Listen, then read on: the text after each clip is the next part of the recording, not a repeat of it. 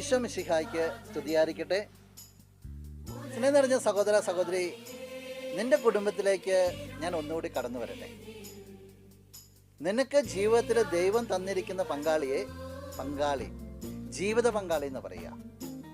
ജീവിതത്തിൻ്റെ പങ്കാളിയാണെങ്കിൽ ആ വ്യക്തിക്ക് കുറവുണ്ടെങ്കിലും പോരായ്മയുണ്ടെങ്കിലും, ആ വ്യക്തി നിന്നെ അംഗീകരിക്കുന്നുണ്ടെങ്കിലും അംഗീകരിക്കുന്നില്ലെങ്കിലും, അതുപോലെ തന്നെ നീ ചെയ്ത പ്രാർത്ഥന, വാഗ്ദാനം, സമ്പത്തുണ്ടെങ്കിലും ഇല്ലെങ്കിലും, ആരോഗ്യമുണ്ടെങ്കിലും ഇല്ലെങ്കിലും, സന്തോഷമാണെങ്കിലും അല്ലെങ്കിലും ഞാൻ ചേർത്ത് പിടിക്കുന്നുള്ളതാണ്. പങ്കാളി എന്ന് പറയുമ്പോൾ നീ കൂട്ടി നിർത്തണം എന്നുള്ളതാണ്.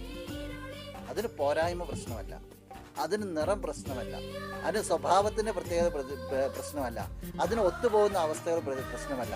മറിച്ച് നിന്റെ ഹൃദയത്തിൽ നിന്റെ ജീവിത പങ്കാളിക്ക് എല്ലാ കുറവുകളെയും മാറ്റിവെച്ചിട്ട് ഒരു സ്ഥലം കൊടുക്കണം. ആ വ്യക്തി നിന്റെ ഹൃദയത്തിലാണെങ്കിൽ നിന്നിൽ നിന്ന് പൊട്ടിപ്പുറപ്പെടുക സ്നേഹമായിരിക്കും. എന്നാൽ നീ തലയില വയ്ക്കണമെങ്കിൽ, നിന്റെ ചിന്താരീതികളിൽ ആ വ്യക്തിക്ക് സ്ഥാനം കൊടുക്കുന്നെങ്കിൽ മൈന്യൂട്ട് കുറവുകൾ പോലും നിന്നെ തേടിയെത്തും. അത് കുടുംബത്തിൽ പ്രശ്നമായിരിക്കും. ജീവിത പങ്കാളിയെ ഹാർട്ട് ടു ഹാർട്ട് സ്വീകരിക്കുവാനായിട്ട് നിനക്ക് സാധിക്കട്ടെ. പങ്കാളിയായിരിക്കും. നമുക്ക് പ്രാർത്ഥിക്കാം. നല്ലവനായ കർത്താവേ, ഈ വ്യക്തിയെ പ്രത്യേകമായിട്ട് സമർപ്പിക്കുകയാണ്. നിന്റെ നാമത്തിൽ ഈ വ്യക്തിയുടെ കുടുംബം അനുഗ്രഹിക്കപ്പെട്ടെ എന്ന്, ജീവിത പങ്കാളി അനുഗ്രഹിക്കപ്പെട്ടെ എന്ന് പ്രാർത്ഥിക്കുന്നു.